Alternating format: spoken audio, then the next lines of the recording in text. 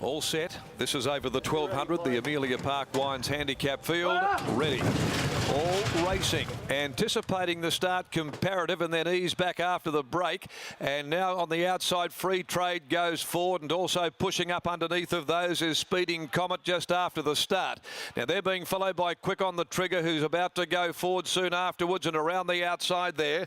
When they'd settled down, trapped a little wide requisition. In front of it, Rockefeller. Over on the inside next of all is Tango. Then came Comparative, who'd got back into the field. Orange Strudel, and last of all is No Mean Feat. So as they settle down, and Free Trade worked his way to the top at the 600, about a half a length clear from Speeding Comet up there on the outside today. Then King's Authority, who's over on the fence next of all from Quick on the Trigger. Rockefeller's between them.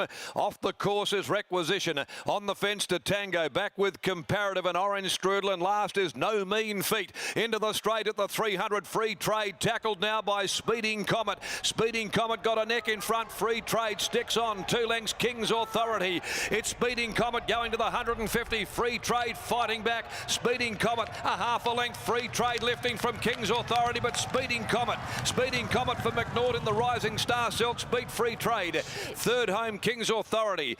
Tango, Rockefeller behind those. No Mean Feat from last. Comparative was next. Followed further back by Orange Strudel and Requisition, and trailing them home last is Quick on the Trigger. Speeding Comet, Jade McNaught, number 1. Change in tactics today after being ridden back at its last 3 runs. Today, McNaught had it parked outside the leader, and the Simon Miller trained gelding has wrestled the lead away from Free Trade.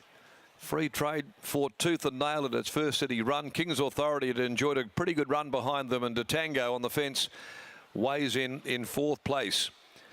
But back there in the field at those last 3 starts, it hasn't gone really to the plan.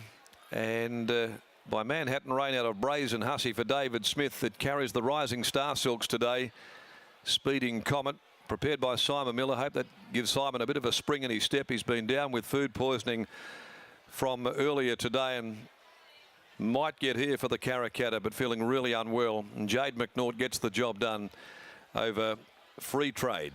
Chris Parnham for Michael Lane, and King's Authority, a Schnitzel, Amy's Glenn Gelding, Stephen Miller and Sean McGruddy. 1, 11, 2 and 4. It was an unusual start, to say the least. Not quite sure what was going on there in the early part, but Britt Taylor's catching up with Jade McNaught now.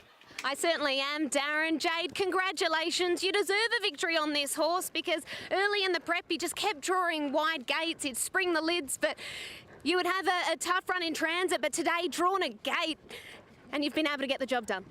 Yeah, I mean, the horse deserves it more than me. He's probably the most unlucky horse in WA at the moment, but yeah, I'm stoked to get him over the line today. The way he was travelling throughout outside that leader, did you always feel like you were the winner? Stepping up to 12 for the first time in 3 years, I was a little bit worried he was going a bit hard, but he was too good in the end, so it didn't matter. He's even full of beans now. It hasn't knocked him around at all, has it? Yeah, he's a bit of an ADD child, but he's beautiful. He loves it. Now, you work closely with Trevor Andrews' horses, and of course he has Divide the Sea and Miss West Coast going around in the Karrakatta. Do you lean towards one? Do you ride any of them in track work? Yeah, Miss West Coast is my ride, so yeah, I'll be rooting for her. I think they're both good chances, both drawn sticky, but they'll be putting in their best today. All right, congratulations on the win, Jade. Yeah, thanks, Brittany. Yeah, well done to Jade McNaught. Kelly Kittamon joins us now, the stable rep for Simon Miller. And Cal, that's a good performance by Speeding Comet, because as Jade pointed out, if any horse deserved a breakthrough to win a race, it is Speeding Comet.